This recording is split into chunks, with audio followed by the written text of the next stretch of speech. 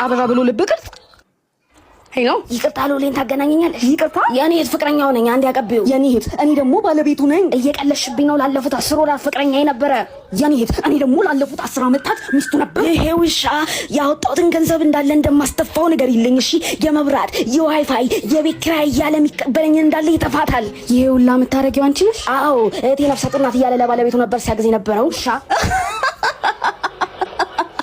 ለወንድም ያለሽን ፍቅር ላይ ብዬ ነው። ታናሽቱ ነኝ ልፈትንሽ ብዬ ነው። እየቀለኩ ነው። እሺ ወንድሜ ሲመጣ ይደውልልሻል።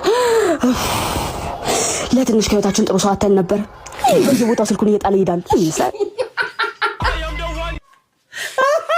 ሰው ከችግሩ ምንም አያስፈልጥም። ካሜራ ግን ያን ያህል አስፈላጊ ነው እንዴ? አይደል? ይሸጠው ነው።